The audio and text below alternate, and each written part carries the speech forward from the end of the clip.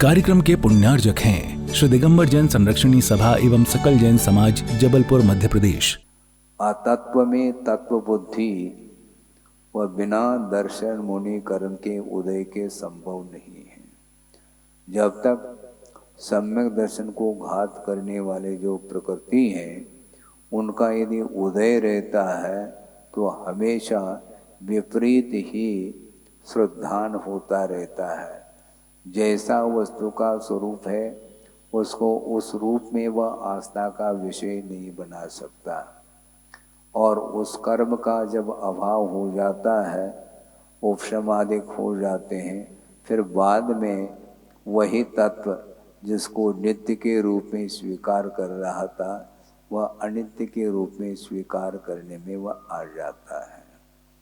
ये सारा सारा विषय करणान योग का विषय है। वह प्रक्रिया देखने को नहीं मिलती है। कर्म इतने सूक्ष्म हैं, वह किसी भी इंद्रिय के विषय नहीं बन सकते।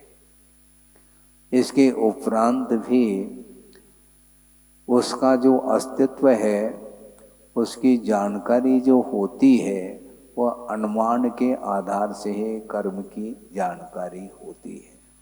क्योंकि परम परम सूक्ष्मम कहा है, ये कार्बन शरीर सबसे सूक्ष्म माना जाता है।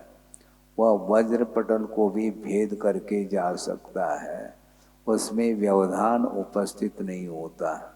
क्योंकि सूत्रकार ने स्पष्ट कर दिया है कि अप्रतिघाते तेजस और कार्बन शरीर ये व्याघात को प्राप्त नहीं होते, यानी इनको किसी भी वस्तु के द्वारा ये बाधित नहीं होते। जैसे आपको बाहर निकलना है और दरवाजा यदि बंद है तो व्यवधान होगा। सीधा दरवाजा नहीं है तो दीवार से ही चले जाएं आप, संभव है क्या? व्यवधान उपस्थित होता है।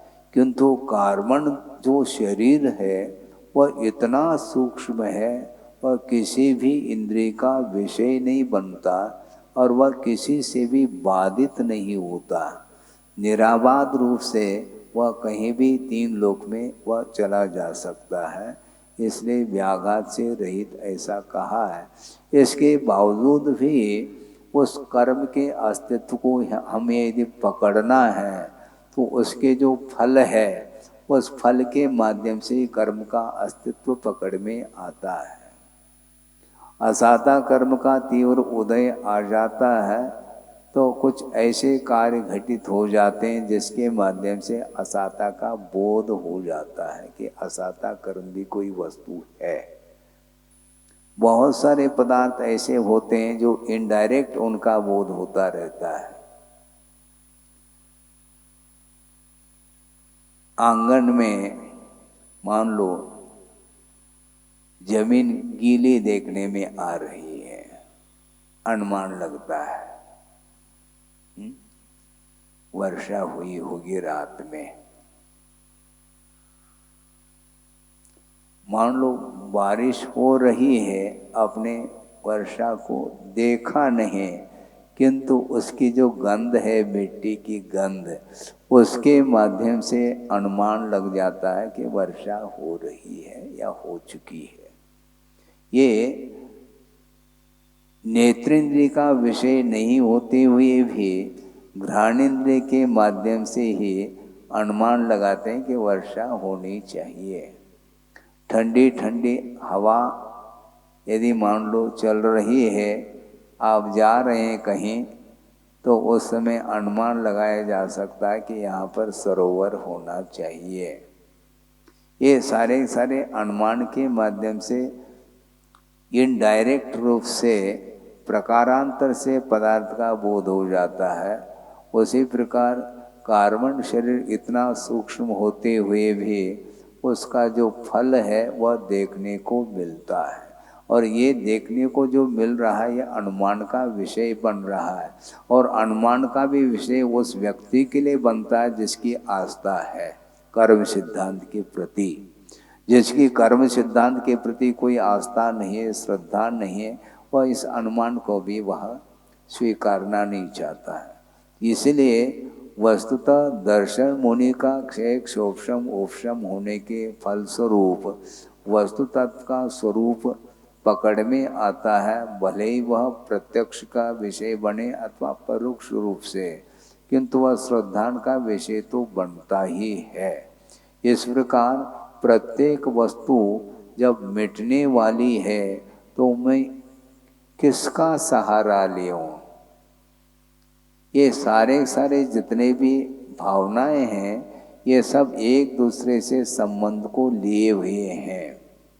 अनित्य भावना का चिंतन जो कर रहा है वह निश्चित रूप से वह किसके शरण जाएगा? जो नित्य हो उसके शरण जाएगा। ऐसा थोड़ी कि अनित्य भावना का चिंतन भी करो और जो शरण लेने योग्य नहीं उसका शरण लेते चले जाओ। ऐसा होता है क्या? संसार नित्य है क्या अनित्य है? बोलो। अनित्य है तो अनित्य है तो अनित्य का सहारा क्यों लेते हो तुम? नित्य का सहारा लो। ये शरण लेने योग्य नहीं है। भव अर्थात संसार जो है जिसमें संसारी प्राणी रह रहा है वह संसार माना जाता है। वह संसार अर्थात भव वह पर्याय नित्य नहीं है, शरण लेने योग्य नहीं है। अशरणम अशुभम अनित्यम दुखम ऐसा कहा समंतभद्र स्वामी ने। श्लोक आया क्या नहीं? अशरणम अशुभम नित्यम दुख मनात्मान मां वसामि भवम मोक्ष तद विपरीत आत्मा मेति ध्यायन्तु सामयिके। सामयिक में क्या करना चाहिए महाराज? क्या करना चाहो? किसी ने कहा कि महाराज सामयिक में नींद आती है। नहीं आ सकती, ध्यान रखो। सामयिक में नींद आ रही इसका अर्थ सामयिक चालू है, मतलब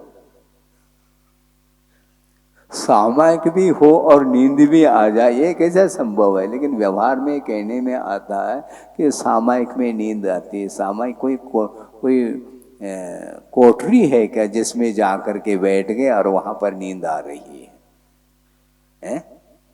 सामयिक भी हो और नींद भी आ जाए ऐसा संभव नहीं। तो ऐसी स्थिति में आचार्य कहना चाह रहे हैं कि सामयिक में क्या विचार करना चाहिए कि संसार नित्य नहीं है, शरण लेने योग्य नहीं है संसार। ये सब जानते हुए भी संसारी प्राणी अनित्य के रूप में श्रद्धान करता हुआ भी उसके शरण जा रहा है। प्रति समय यह विषय रखने में आता है इनडायरेक्टली शब्दों के थोड़े बहुत अंतर को लेकर के कि वस्तुतः शरण लेने योग्य नहीं है। इसके बाद भी वह संबंध जोड़ना चाह रहा है। जो व्यक्ति संसार में एक दूसरे के साथ संबंध जोड़ने का भाव रखता है उसको हम पूछना चाहते हैं कि उसकी दृष्टि में वह संसार नित्य है क्या अनित्य है? संसार नित्य भी स्वीकार करो और संबंध भी जोड़ते चले जाओ। इसको बोलते हैं स्ववचन बाधित। अपने वचनों से बाधा आ रही है, इसको स्ववचन बाधित बोलते हैं। अपने वचनों से संसार अनित्य भी कह रहा है और संबंध जोड़ने जा रहा है। कहाँ पर? संबंध देखने जा रहे हैं महाराज। अच्छा, संबंध देखने जा रहे हैं। वो संबंध नित्य है क्या नित्य? हमें बोलो पहला। महाराज ये तो शास्त्र की बात हो गई। शास्त्र के भट्टा अलग है और खाने के अलग है, प्रवचन के भट्टा अलग है। ये उक्ति यहाँ पर आ जाती है। जिसका निषेध किया है आगम में उसको सुनते हुए भी वह पुनः वही करना चाहता है। संबंध करने जा रहा हूँ महाराज, संबंध देखने के लिए जा रहा हूँ। अब उस समय अनुप्रेक्षा की क्या सार्थकता है हम पूछना चाहते हैं धीरे धीरे। उस समय अनुप्रेक्षा याद नहीं आती? हाँ? एक दूसरे को इनवाइट करने जा रहा है, हाँ, और एक दूसरे में सहयोग देने के लिए चले भी जाते हैं, क्योंकि उनके यहाँ भी उनको बुलाना है। एक दूसरे के प्रति परस्परोपग्रह जीवानाम इसको बोलेंगे क्या? है ही नहीं, ये सब चलता है ये। तो ऐसी स्थिति में कभी कभी यह विषय विकल्प के लिए कारण बनता है कि वस्तुतः संसारी प्राणी अपने आप को सम्यक दृष्टि भी मान रहा है और श्रद्धान भी है, इसके बाद भी अप्रत्याख्यानावरणी कषाय के उदय के कारण और प्रत्याख्यानावरणी कषाय के उदय के कारण पुनः संबंध को जोड़ना चाहता है। ये बहुत अच्छा विषय मैं दे रहा हूँ, मतलब प्रासंगिक है और सिद्धांत का विषय है कि श्रद्धान होते हुए भी इस प्रकार की क्रियाएं करने में आती है। सम्यक दर्शन अलग वस्तु, किंतु सम्यक दर्शन के जो स्तर है वो अप डाउन होते रहते हैं, इसके कारण ही होंगे वो। सम्यक दर्शन में जो तारतम्य पाया जाता है वो इसके कारण है।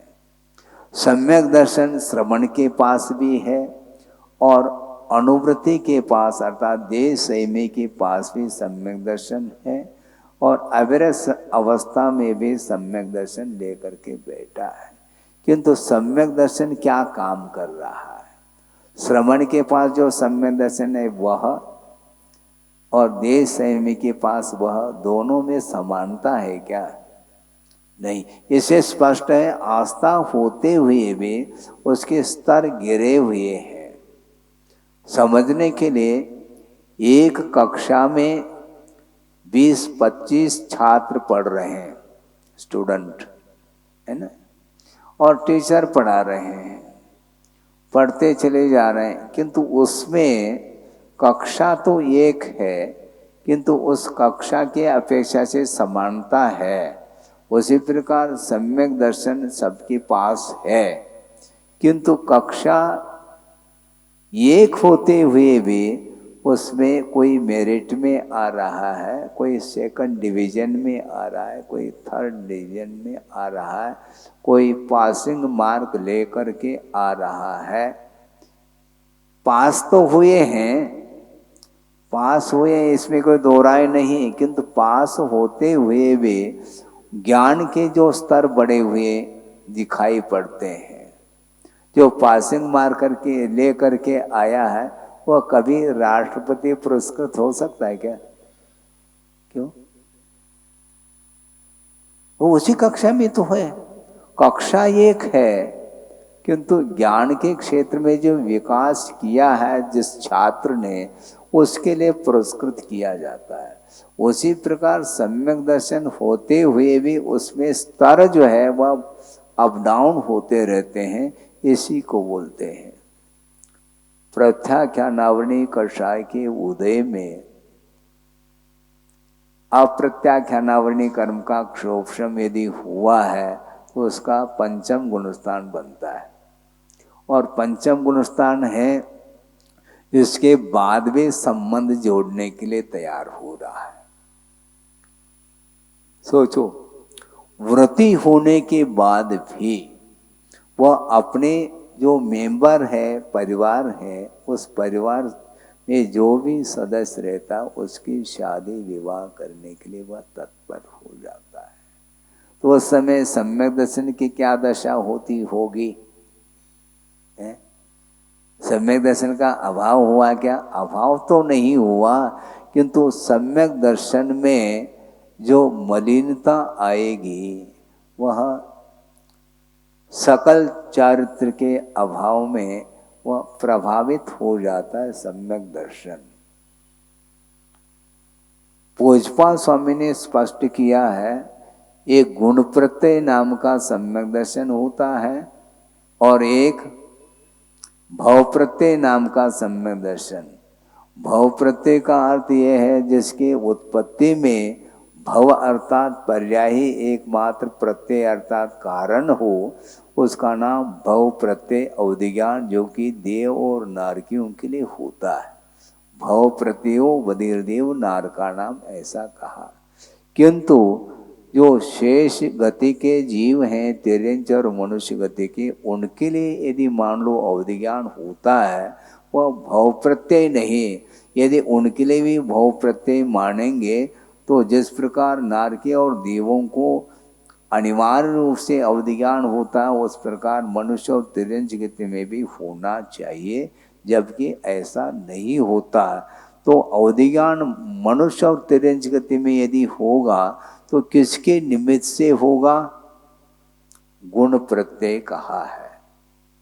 हालांकि सूत्रकार ने तो क्षोभम निमित्तः षड विकल्प शेषानाम ये सूत्र दिया है, किंतु टीकाकारों ने उसको गुण प्रत्यय के रूप में स्वीकार किया। और गुण का अर्थ क्या है?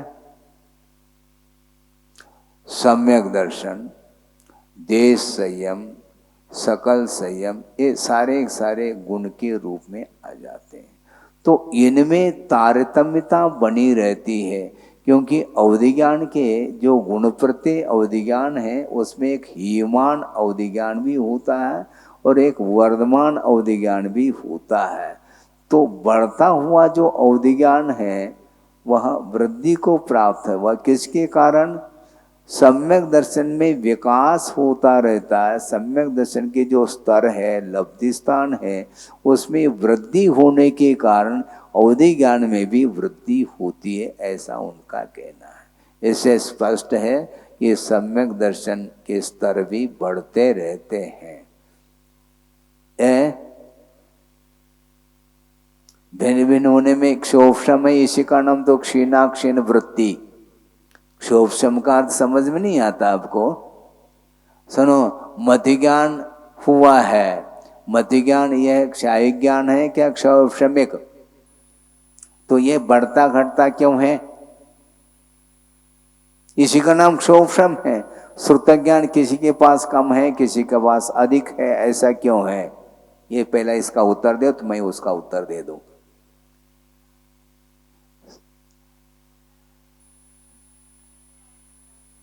ये इसी अभी उदाहरण दिया था, वो उदाहरण भी आपको समझ में नहीं आ रहा है। एक ही कक्षा में 25 छात्र बैठे हैं और एक कोई पासिंग मार्क लेकर के आ रहा है और एक मेरिट में आ रहा है। इसमें कारण क्या है?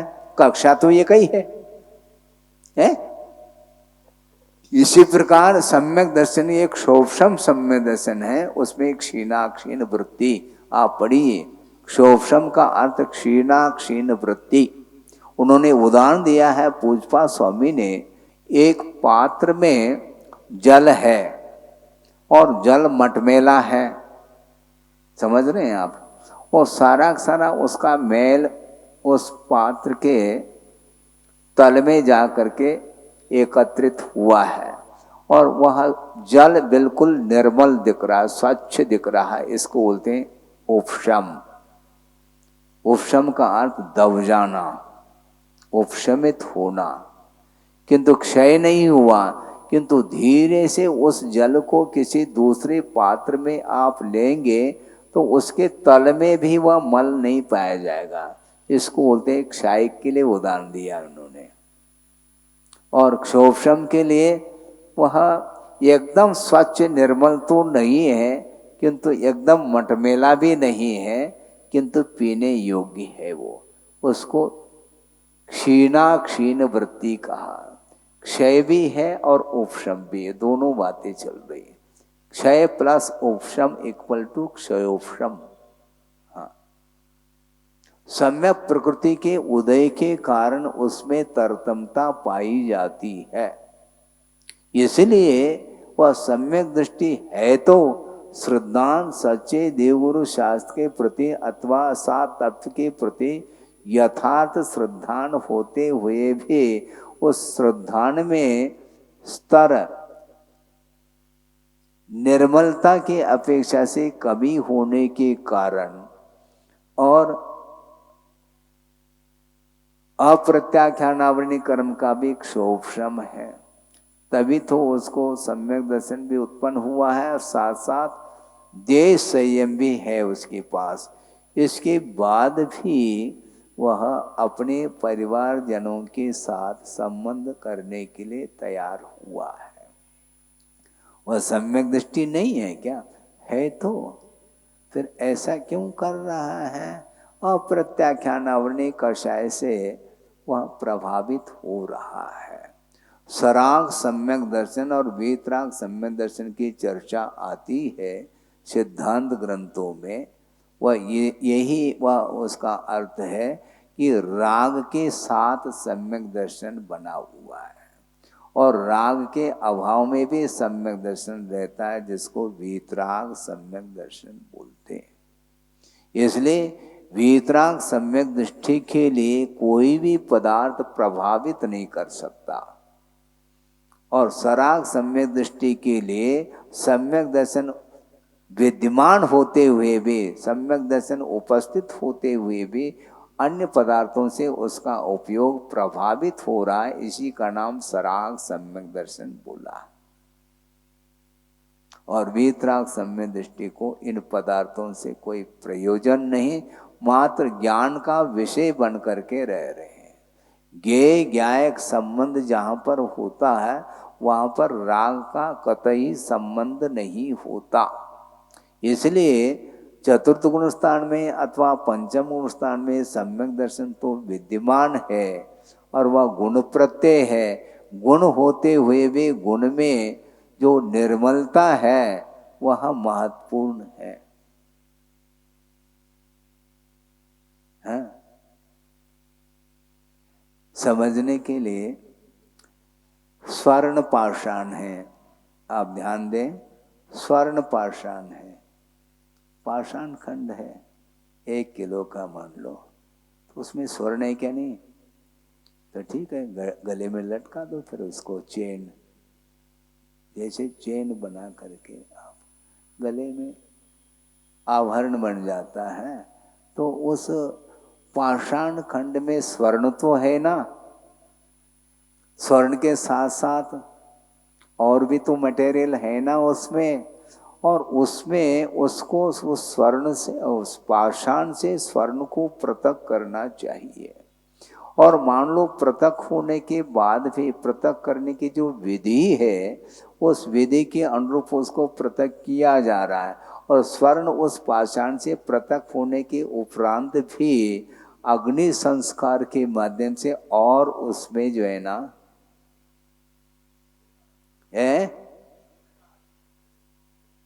प्योरिटी बढ़ती चली जाती है।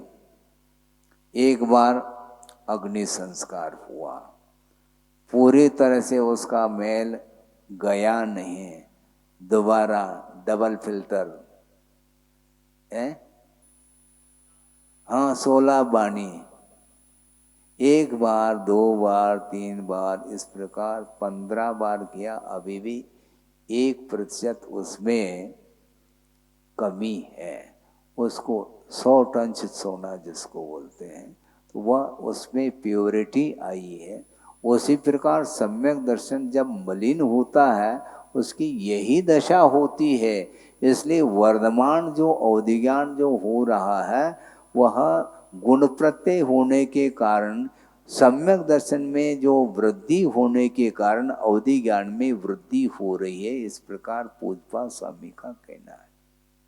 इसलिए सब सम्यक दृष्टि है, मैं मानता हूँ। चतुर्थ गुणस्थानवर्ती भी सम्यक दृष्टि है, पंचम गुणस्थानवर्ती भी है, छठे गुणस्थान में भी है, सप्तम गुणस्थान में भी है, आगे के गुणस्थान में भी है। लेकिन सम्यक दर्शन एक सामान्य अलग होता है और विशेष अलग होता है। वस्त्र सामान्य है किंतु उसमें ग्रेड, क्वालिटी, सुपर क्वालिटी, तो उसका दाम अलग है, उसका रेट अलग है। जो लट्ठा है तो लठमार है, उसमें कोई, उसमें क्या है, उसमें वस्त्र तो है किंतु उसमें जो गुण आना चाहिए देखने में आदि में, तो वह उतना अच्छा नहीं लगता, शाइनिंग नहीं है उसमें। तो ये सारी चीजें जिस प्रकार देखने को मिल रही है पदार्थों में विभिन्नता, कि उसी प्रकार वो सम्यक दर्शन रूप गुण में भी अंतर आता चला जाता है। इसी को क्षोभम सम्यक तो बोलते हैं। श्रद्धान होने के उपरांत वह श्रद्धान क्या तत्व के ऊपर यथार्थ श्रद्धान कर रहा है क्या नहीं, कर तो रहा, तो क्यों लगा रहे हैं, इसीलिए अनित्य भी कह रहा है और संबंध भी जोड़ रहा है, दोनों बातें हो रही हैं।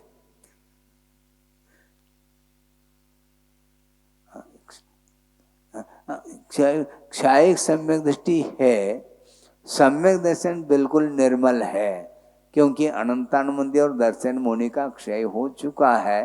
किंतु अप्रत्याख्यानावरणी कर्म का भी तो क्षोभम होना चाहिए ना, वो नहीं है तो वह उलझ रहा है राग में, वो उलझेगा। वो सचे देवगुरु शास्त्र के प्रति यथार्थ श्रद्धान तो उसका हो रहा है, किंतु श्रद्धान होते हुए भी अन्य पदार्थों से वह उसका उपयोग प्रभावित हो रहा, यह अप्रत्याख्यानावरणी कर्म की तीव्रता के कारण है। चक्रवर्ती रहे आओ, आप अपने घर में रहो, शायद सम्य दर्शन है मेरे पास, रखो तुम अपने जेब में, किंतु वर्तमान में वह संयमी है क्या असंयमी है, और असंयमी का कार्य ऐसा ही होता है जो विपरीत होता है। जो नित्य नहीं है अनित्य है फिर भी उलझ रहा है। कौन उलझा रहा है उसको, मोहनी कर्म ही उलझा रहा है। मुह्यते इति मोह,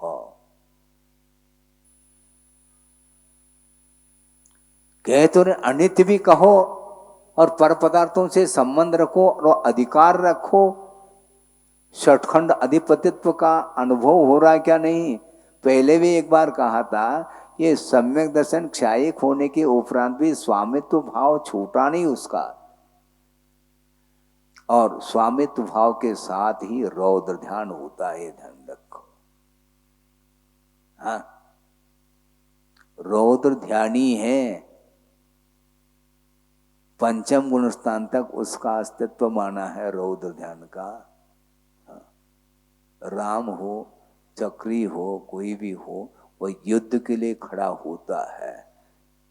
सोचो विचार करो, उसका सम्यक दर्शन क्षायिक है, वो एक तरफ रखो आप, किंतु असंयम का इतना जबरदस्त वह उसका प्रभाव है कि वह बेचैन है। हाँ, पर वस्तु के प्रति अपनत्व बुद्धि है, वह अनंतानुबंधी जन्य नहीं है, यह अलग विषय है, किंतु उसके प्रति यदि स्वामित्व भाव नहीं है तो दूसरे के साथ संबंध क्यों नहीं रखता, उसी के साथ क्यों है। सपरिवारा, ये सपरिवारा, ये हमारा परिवार है महाराज, बड़ कुल है, बहुत बड़ा कुल है। अच्छा, तुम्हारा कुल है, वो स्वामित्व है क्या नहीं। बोलने में क्या दिक्कत हो रही है आपको, है? ये सब मजबूरी, मजदूरी करते रहो। मजबूरी क्या वस्तु है, कर भी रहा है और मजबूरी कहता है, ये गलत बात है। 6-9 हजार के साथ संबंध भी रखो और मजबूरी कहो, ये गलत बात है, ये बिल्कुल सरासर गलत है। ये जैसे मजबूरी का हम उदाहरण दे दें, आप नहीं दे पाएंगे, देव। जैसे आप गन्ने का रस पीते हैं, है ना, उस चाव से क्या आप काढ़ा पीते हैं क्या? मजबूरी से पिया जा रहा है, पीने की इच्छा नहीं है। हाँ, क्यों डॉक्टर साहब, आप हंस रहे हैं? जिस प्रकार एक ग्लास गन्ने का रस और उसमें भी नींबू डला हुआ है, आहा, उसको बहुत धीरे धीरे पीता चला जाता, स्वाद ले करके, जल्दी जल्दी घट घट नहीं पीता वो, जैसा पानी पी रहा हो ऐसा नहीं, स्वाद लेता है। तो चिरायता का स्वाद ले हो ना, स्वाद तो आ रहा है हमारा, किंतु चक्री को मजबूरी मत बोलो। 96,000 रानियों के साथ संबंध रख रहा है और कहने के लिए क्षायिक सम्यक दृष्टि है, इसके बाद भी अप्रत्याख्यान आवर्णी कर्म का तीव्र उदय चल रहा है, उसके कारण असंयम की भूमिका में है। अनकंट्रोल्ड जिसको बोलते हैं, असंयम का अर्थ क्या? असंयम का भाव। अनंतानुबंधी संबंधी असंयम तो नहीं मैं मानता हूं, किंतु अप्रत्याख्यानावरणी कषाय संबंधी जो असंयम है वो भयंकर रूप ले लेता है, रणांगण में खड़ा हो जाता है। एक रानी को कोई हाथ लगा दे, देखो क्यों ऐसा? स्वामित्व है, स्वामित्व है, मानो उसको आप। सब कुछ करता हो अभी स्वीकार नहीं करना चाहता, मजबूरी कहता है, ये बिल्कुल गलत है।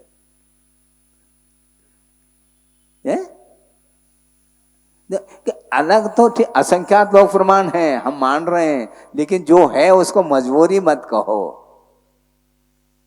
मतलब किसी के द्वारा बाध्य होकर के आपने शादी कर ली क्या? माना हमारी इच्छा तो कतई नहीं थी। अच्छा, फिर फेरी कैसे पड़ गई? मजबूरी के कारण। गलत बात है। सुनो, यही तो समस्या है, इंटरेस्ट है उसको, ये ध्यान रखो। पर विवाह अकरना कहा, तो देखो आगम नहीं रहता सामने और बोलते चले जाते हैं। इसलिए हमारा बार बार कहना है, कोई भी आप चर्चा करना चाहो तो साथ में आगम लेकर के करो। अब यहाँ पर आगम की पंक्ति आती, हाँ, फिर बाद में हाँ बोल देते, पहले तो मजबूरी है। देश संयमी के लिए कहा जा रहा है, वो अपने परिवार वाले जो सदस्य हैं उनके विवाह में वह भाग लेता है, किंतु अन्य जो अड़ोस पड़ोस के जो विवाह में वह भाग नहीं लेता, इसी को देश संयम बोलते हैं। हाँ, लेकिन सकल संयम नहीं है, इसलिए वह कर रहा है, संबंध जोड़ रहा है। हम कहना ये चाह रहे हैं, जबकि तुम्हारा श्रद्धान है कि वस्तु अनित्य है, तो संबंध काय जोड़ रहे हैं आप? संबंध क्यों जोड़ रहे हो आप? क्या मान करके जोड़ रहे हैं? उसके प्रति राग भाव क्यों है? नित्य के प्रति राग हो तो फिर भी ठीक है, अनित्य के प्रति राग, आत्मा के प्रति राग नहीं, जबकि वह नित्य है। शरण लेने योग्य मोक्षा तद विपरीत आत्मा कहा, यानी जो मोक्ष है वह ठीक विपरीत स्वरूप वाला है। किससे? संसार से ठीक विपरीत जिसका स्वरूप है वह मोक्ष है। विपक्ष जन्म संतते है, ऐसा कहा। जन्म अर्थात संसार, संसार की परंपरा से ठीक विपरीत स्वरूप वाला मोक्ष हुआ करता है। वह शरण लेने योग्य है, वह नित्य है, वह आत्मस्वरूप है, वह सुखरूप है। ये सारे विशेषण दिए समुद्रभद्र स्वामी ने, लेकिन वह याद नहीं आता। सामायिक में याद कर लेते हैं, बाकी सामायिक के उपरांत वही घोड़ा और मैदान तो है ही, और क्या, वही घोड़ा और वही मैदान। सामायिक करते समय पता नहीं कैसे सामायिक करता होगा।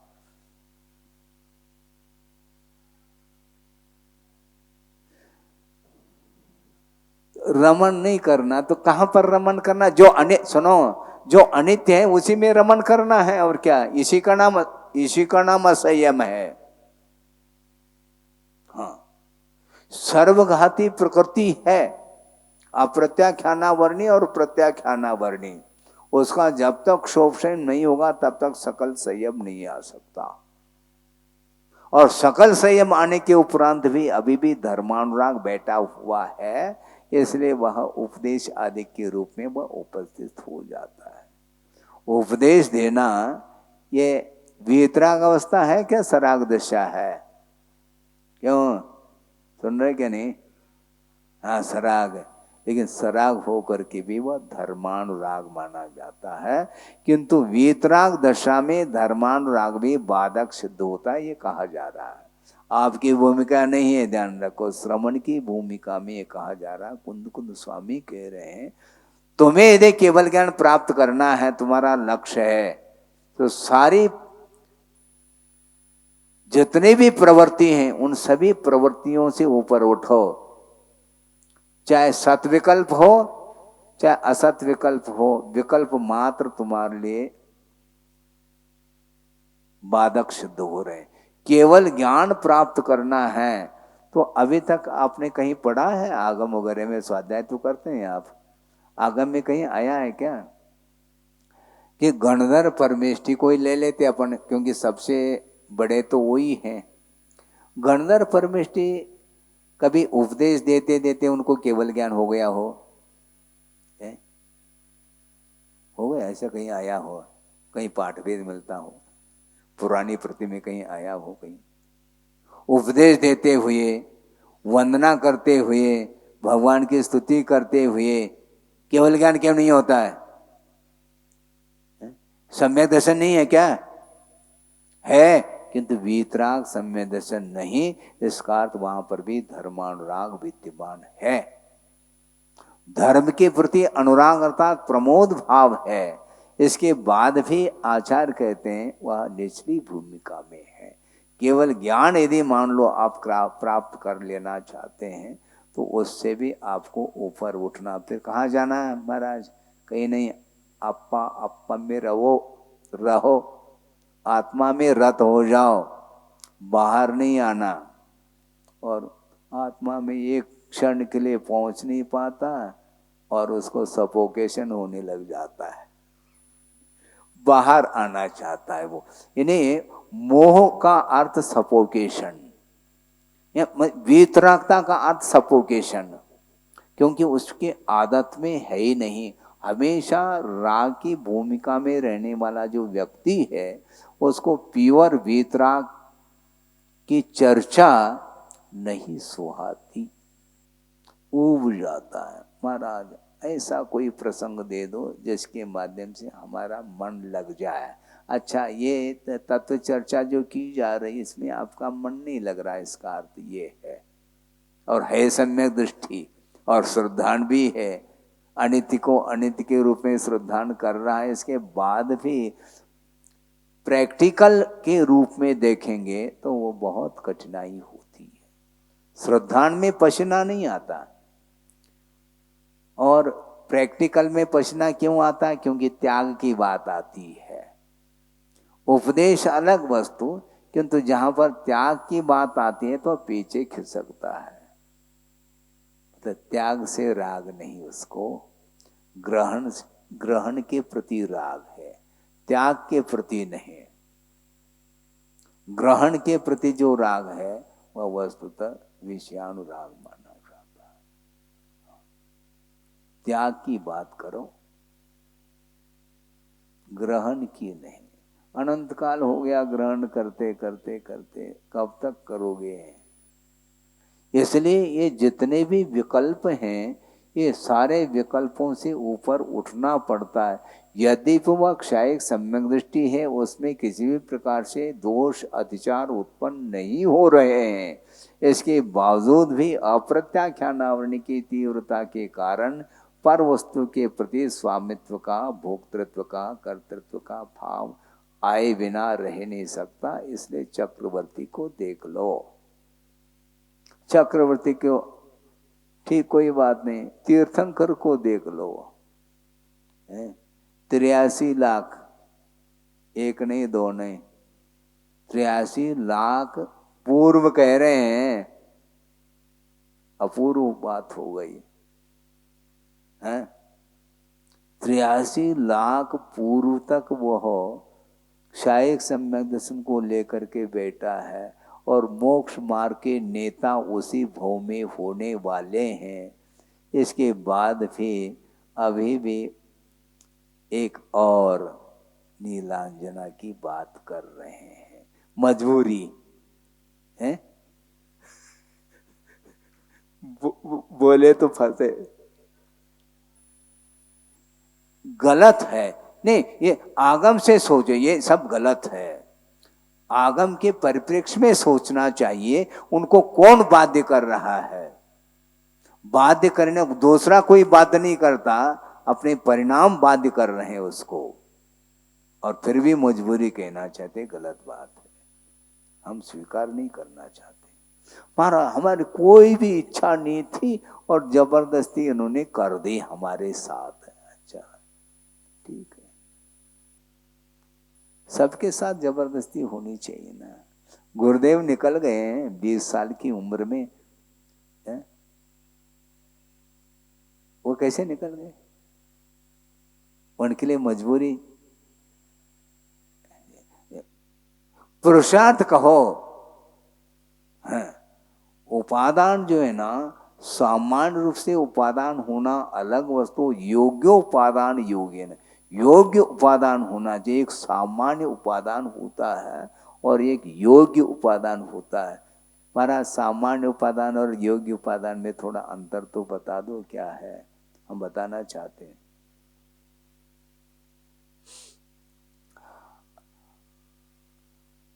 वृक्ष पर आम लगा है, ठीक है? आम में पकने की योग्यता है कि नहीं है? ठीक है, केरी की माफिक भी नहीं आम, उसको पका करके दिखाओ मुझे। वो पकने योग्य नहीं, सड़ने योग्य है, ये ध्यान रखो। उसको पकाया नहीं जा सकता, योग्यता तो उसमें है।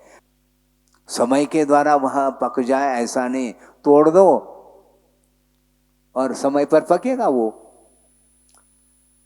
काल के द्वारा नहीं पकता, काल में पकता है। यानी उसी डाल पर वह आम रहेगा और वह धीरे धीरे धीरे उसमें विकास होगा, अच्छा बड़ा आकार लेगा वो, और वह माली समझ पाता है कि ये पकने योग्य कब होता है। उसको 8-10 दिन बिफोर पकाया जा सकता है, इससे ज्यादा नहीं।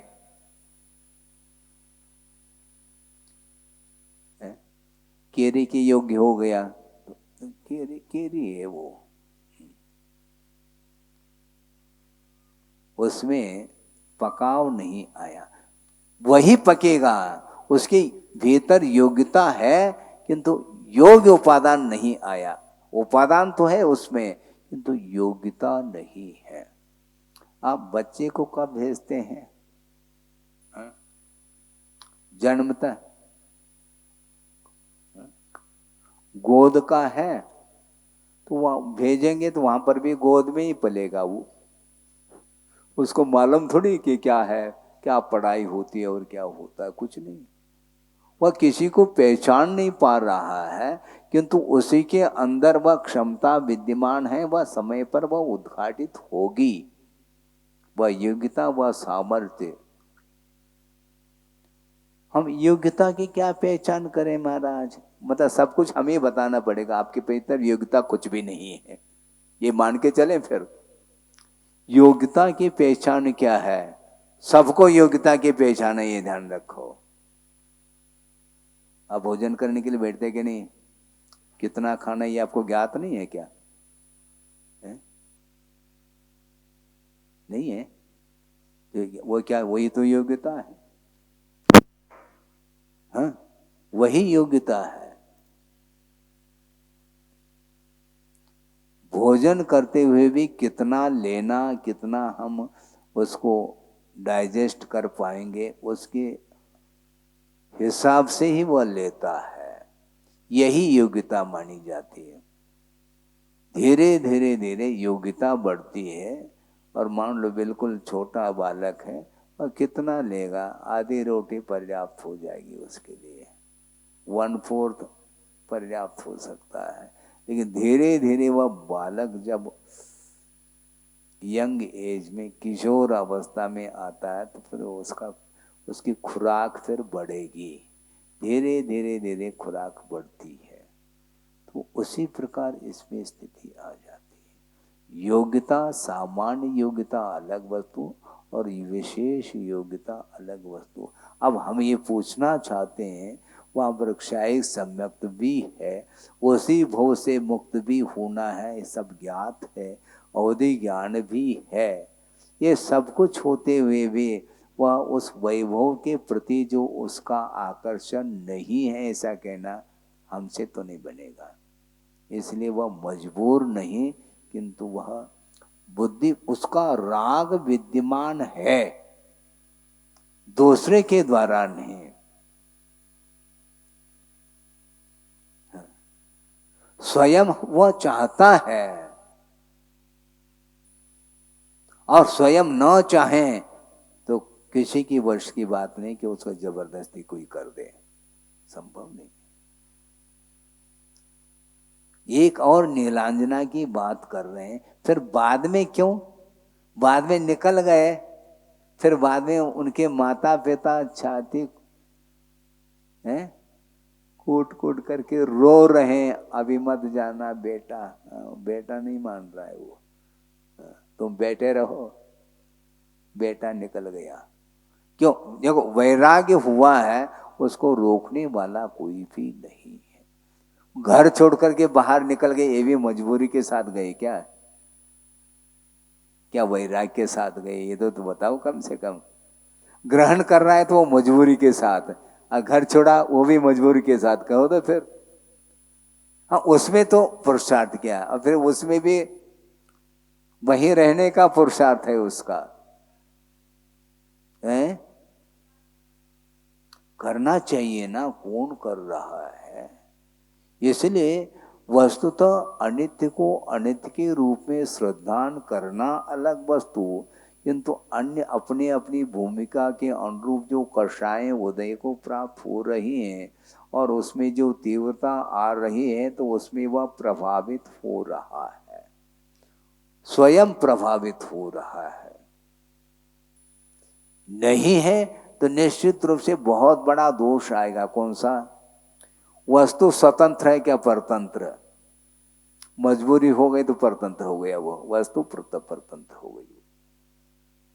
क्या हो, कौन सी अपेक्षा, मुझे बताओ ना,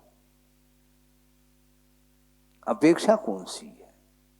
श्रद्धान हो गया तो श्रद्धान के अभाव में जो प्रवृत्ति होती थी उससे तो वह ऊपर उठ जाएगा, किंतु श्रद्धान होने के उपरांत संयम के क्षेत्र में वह आगे बढ़े, पुरुषार्थ करे तो बढ़े। जैसे सम्यक दर्शन की उत्पत्ति के लिए पुरुषार्थ कर रहा है, उसी प्रकार संयम के क्षेत्र में, देह संयम के क्षेत्र में भी वो पुरुषार्थ करता है, उसके बिना संभव नहीं। इसलिए पुरुषार्थ करिए। श्रद्धान तो है, होते हुए भी वह पुरुषार्थ नहीं कर पा रहा है। 1 घंटा तो हो गया। हाँ, अच्छे धर्म ध्यान के साथ 8:30 बजे, लगभग 8:35 पे चालू किया था, 9:30 बज गया है।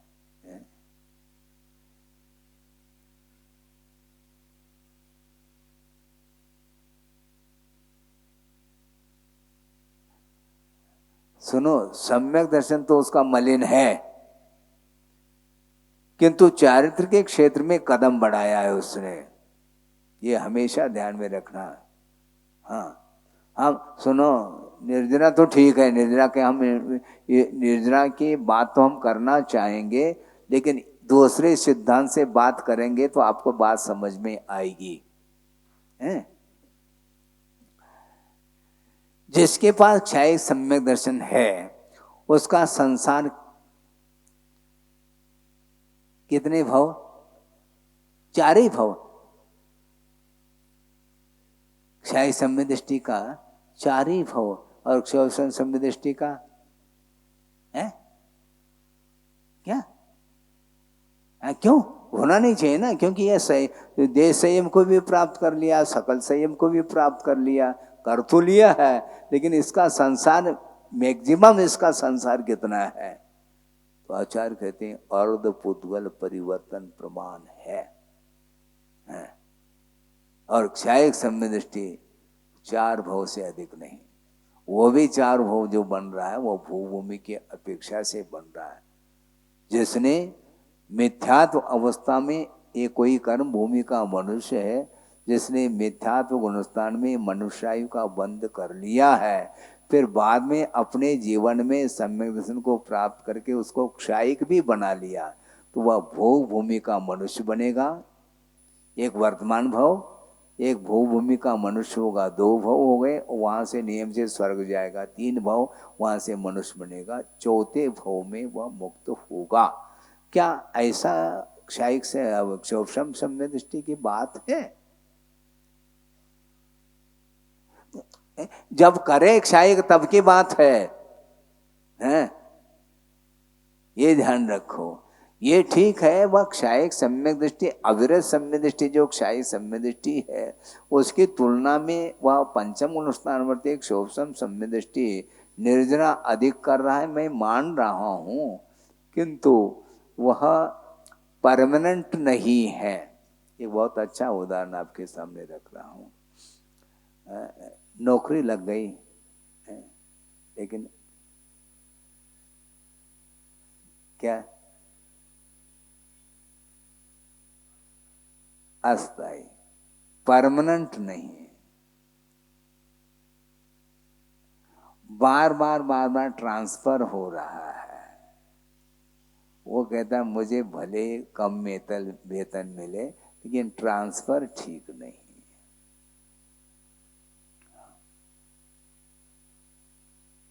ये होना चाहिए। क्षायिक सम्यक दृष्टि का अधिकतम संसार का काल या भव की अपेक्षा से 4 भव है, या तो उसी भव से मुक्त हो सकता है अथवा अधिकतम 4 भव है। हाँ, किंतु क्षोभम सम्यक दृष्टि असंख्यात 24 व्यतीत हो जाती है, जिसको अर्ध पुद्गल परिवर्तन काल बोलते हैं। क्षोभम सम्यक प्राप्त करके वह छूट गया है, छूटने के बाद वह पुनः मुक्त होने के लिए उसका काल कितना है संसार का? अर्ध पुद्गल परिवर्तन, असंख्यात भव निकल जाएंगे, देखते रहियो तुम। और क्षायिक सम्यक दृष्टि वो निकल जाएगा 4 ही भव में, इसलिए क्षायिक बनाओ। हमारा आज कैसे बना पाएंगे? जब पादमूल मिला था उस समय नहीं हो पाया, और अब क्या कर लोगे आप? इसलिए निरंतर आपको पुरुषार्थ का ही सहारा लेना पड़ेगा, कोई भी करके नहीं देगा। सहयोग दे सकते हैं, करके नहीं दे सकते। सहयोग और योग इन दोनों में अंतर है। आप अपने पैरों से चलते हैं, उसमें कुछ कमी आ गई तो लाठी का सहारा लेते हैं। सहारा सारा नहीं है वो, पहले पैर होना चाहिए तब लाठी का सहारा। सहयोग दिया है। ये चश्मा क्या काम करता है? इसको क्या कहा? उपनयन कहा। चश्मा को उपनयन बोलते। हाँ, क्यों? नयन के पास है। क्या कहा? नयन के पास है, इसलिए उसको उपनयन कहा। यदि आंखों में रोशनी नहीं है तो किस काम के ये उपकरण है, करण नहीं। करण में यदि कमी आती है तो उपकरण का सहारा लिया जाता है। जन्मांध है, उसको चश्मा पहना दो या नहीं पहना दो बराबर है, क्या प्रयोजन उससे? तो उसी प्रकार की स्थिति है। ये वस्तुतः श्रद्धान अपनी जगह है, किंतु उसको आत्मसात करने के लिए पुरुषार्थ की आवश्यकता पड़ती है। इसलिए चारित्र के क्षेत्र में जब कदम बढ़ाता है तो अनित्य का क्या स्वरूप है वह प्रैक्टिकल में आ जाता है। नहीं तो अनित्य भावना चली गई और अशरण भावना आ गई, इतना ही होता है उसमें। श्रद्धान में, श्रद्धान में सक्रियता होनी चाहिए। श्रद्धान है हमारा मान, श्रद्धान तो कब से कब तक श्रद्धान श्रद्धान कहते चले जाओ। जहां है वहीं पर है, उसी कक्षा में है वो। श्रद्धा नहीं ना महाराज, तो श्रद्धा नहीं तो ठीक है, रखो श्रद्धा। दवाई लेने से रोग निष्कासित होता है, ये श्रद्धान है, लेना नहीं है, चल जाएगा। तो वहां पर तो लेने की बात करते हैं आप, और यहाँ पर ग्रहण करने की बात है, केवल श्रद्धान की बात है। डॉक्टर के पास चले गए और श्रद्धान हो गया, डॉक्टर के पास भी, डॉक्टर के ऊपर भी श्रद्धान हो गया, दवाई के ऊपर भी श्रद्धान हो गया, लेकिन लेने की क्या आवश्यकता नहीं, बिना लिए रोग थोड़ी ठीक होगा। तो इसी प्रकार बिना चारित्र ग्रहण किए थोड़ी आगे बढ़ पाएंगे मोक्ष। वो मोक्ष मंजिल है, वो आपके पास नहीं आने वाला, आपको जाना है वहाँ पर जाना। कोई भवन है क्या वहाँ पर? भवन कुछ नहीं है वहाँ पर कुछ है ही नहीं। यही मुक्ति कहाँ होती है? यही मुक्ति होती है, मोक्ष यहीं पर होता है। मोक्ष होने के अनंतर समय में लोक के अग्रभाग पर जाकर के विराजमान हो जाते हैं सिद्ध परमेष्ठी। हाँ, पैदल नहीं जाते वो, अब पैर है ही नहीं, शरीर से ऊपर उठ गए वो, हाँ, वहां जाते हैं वो। तो कहने में आता है कि वहां पर मोक्ष स्थली, ऐसा नहीं, जहां पर मुक्ति हुए हैं वही सिद्ध क्षेत्र माना जाता है। वो सिद्ध क्षेत्र नहीं, वहां पर भी सिद्ध परमेष्ठी रह रहे हैं, किंतु मोक्ष उन्हें वहां पर नहीं हुआ, इसी धरती पर हुआ है। इसलिए बिना चारित्र को अंगीकार के कोई भी रास्ता नहीं है। इसलिए श्रद्धान करना भी बहुत कठिन होता है, दुर्लभ है, दुर्लभतम है, किंतु उस श्रद्धान को आप चारित्र के क्षेत्र में काम में लेंगे तो निश्चित रूप से विकास और होगा। इस कार्यक्रम के पुण्यार्जक थे श्री दिगंबर जैन संरक्षणी सभा एवं सकल जैन समाज, जबलपुर, मध्य प्रदेश।